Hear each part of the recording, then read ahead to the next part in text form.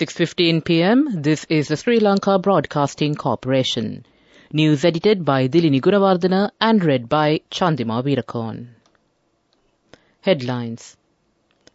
Aswali credited to banks from next July. The President is invited to participate in the World Climate Action Summit. The final draft of new Electricity Act is to be presented before Cabinet in June. Department of Pensions is instructed to systemize prompt payment of pensions. Ceylon Shipping Corporation Limited earns a profit over 100 million rupees within 4 months.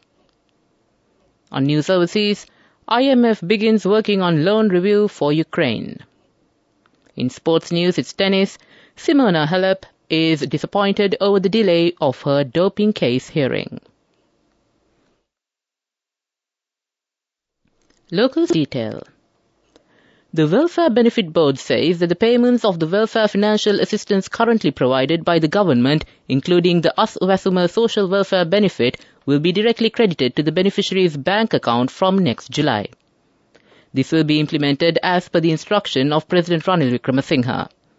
This step has been taken in view of the difficulties faced by the welfare beneficiaries in getting their allowances. Bank accounts will be opened for the beneficiaries who do not have bank accounts. Under the Aswasuma Welfare Program, the bottom 40% of the society will be provided financial assistance in 4 phases, and the government will provide 15,000 rupees per month for a family in the extreme poor category. The chairman of the Welfare Benefit Board, B. Vijayaratne, expressed these views taking part in a program organized by the President's Media Division. He added that political affiliations will have no effect on the Aswasuma Welfare Program since the beneficiaries are selected from a central database. Minister of Power and Energy Kanchana Wijesekara said that the final draft of the new Electricity Act is due to be submitted to the Attorney General's Department and the legal draftsman next week for translation and certification purposes. The Ceylon Electricity Board Reforms Committee, together with the legal and energy consultants provided by development agencies to assist the relevant reforms, met at the President's office this morning to discuss the final draft of the new Act and the transition program in this regard.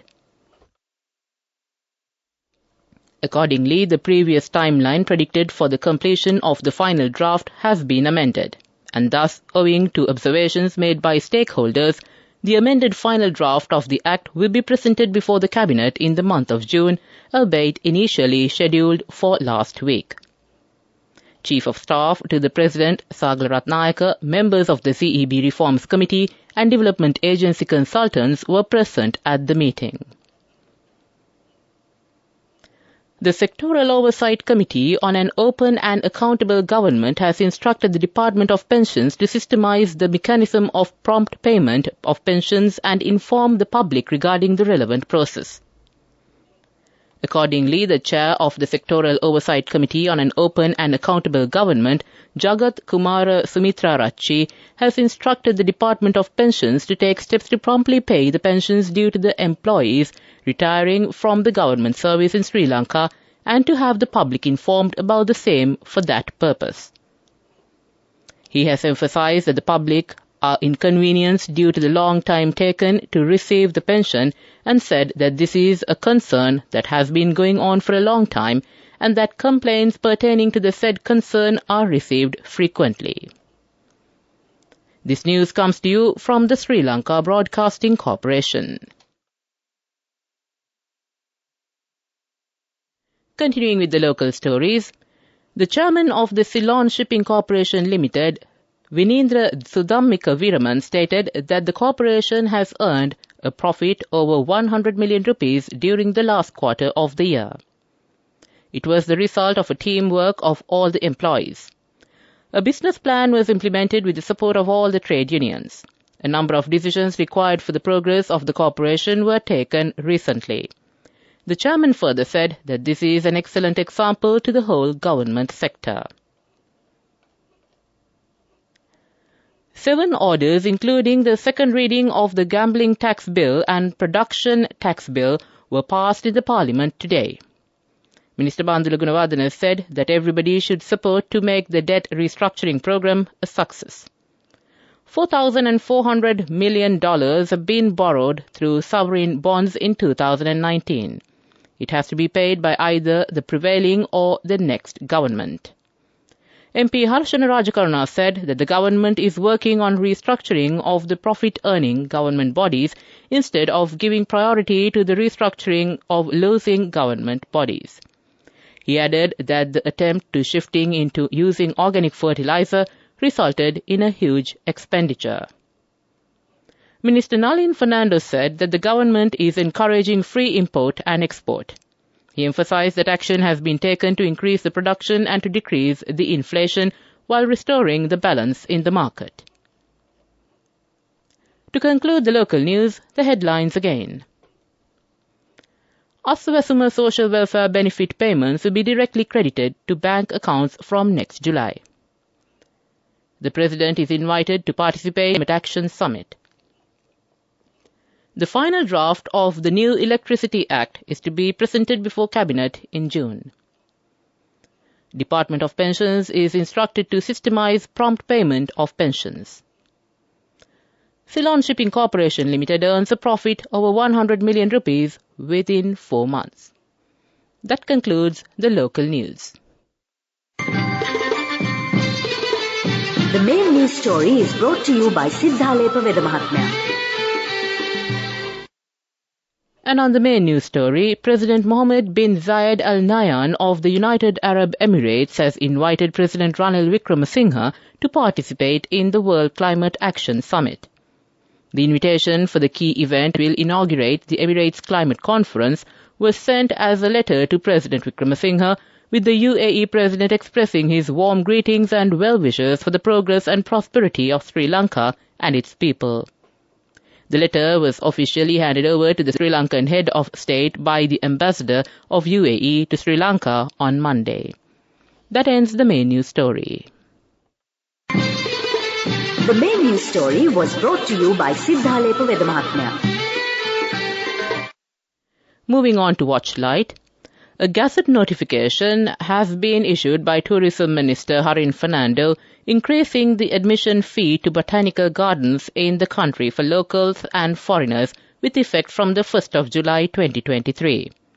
Accordingly, the entrance fees has been increased for local adults from 100 rupees to 200 rupees and for children from 20 rupees to 30 rupees per head.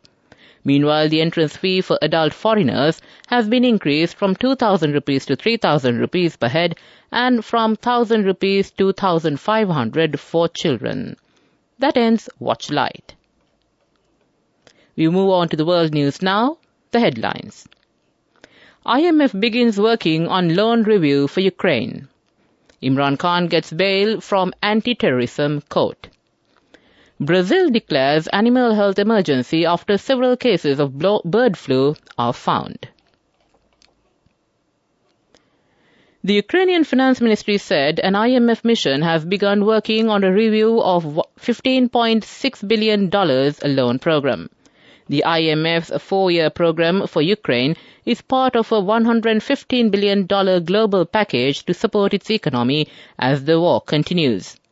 The ministry said in a statement that Ukraine's economic performance, the situation in the energy sector, and efforts to increase transparency and fight corruption would be discussed during meetings in Vienna.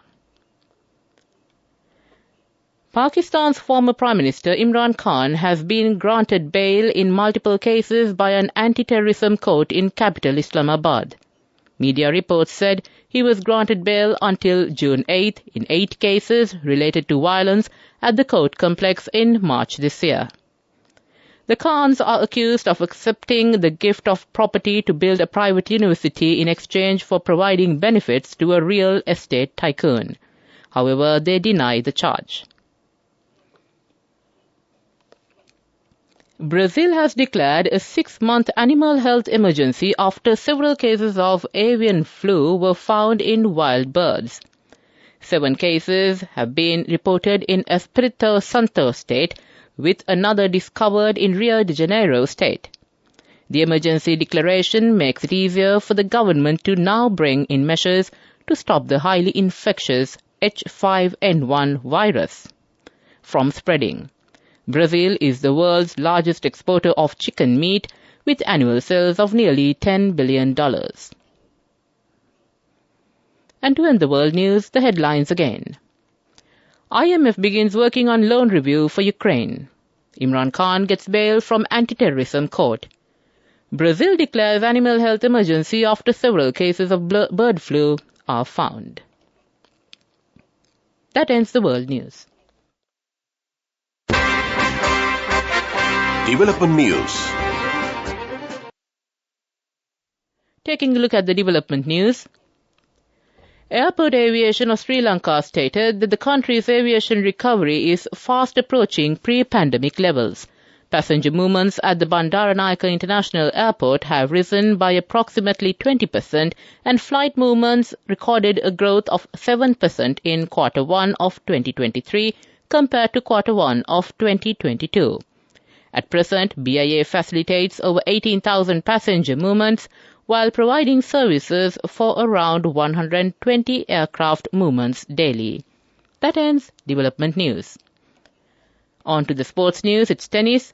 Former world number 1 Simona Halep has accused a tennis doping authority of publicly stating one thing while privately doing another, by requesting a further delay to her hearing.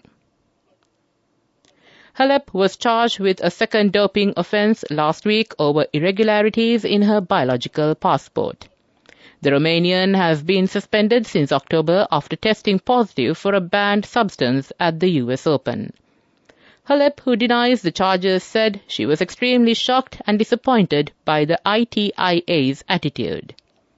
That ends the sports news. Go ekak thiyana youth eකට life එකේ change එකට නියමෙට set වෙන්න ඇස් වහගෙන දැකපු ගීන හැබැ කරන්න youth එකට නියමෙට set වෙන friendship එක මෙන්න. The all-new NSB Ithru account, NSB IM, a plan for your dream.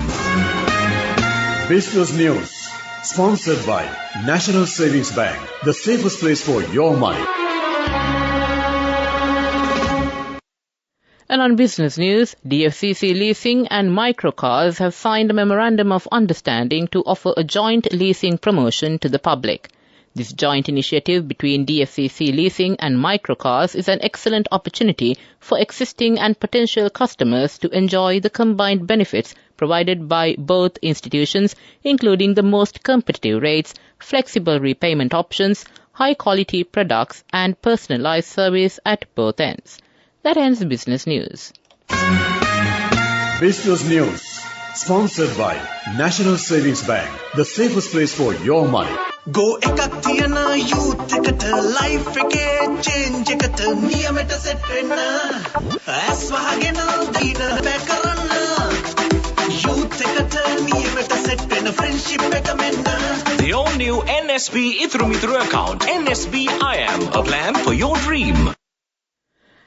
And now the economic news. An IMF mission led by Messrs. Peter Brewer and Masahiro Nazaki conducted a staff visit to Colombo from May 11th to 23rd to discuss recent economic developments and implementation of the fund-supported program. At the end of the visit, the mission has concluded that achieving timely restructuring agreements with creditors in line with the program targets by the time of the first review is essential to restoring debt sustainability. That ends economic news. Weather report. And finally, we take a look at the weather report. Showers or thundershowers will occur at several places in the eastern and Uva provinces and in the Polonnaruwa and Mullaitivu districts during the evening or at night.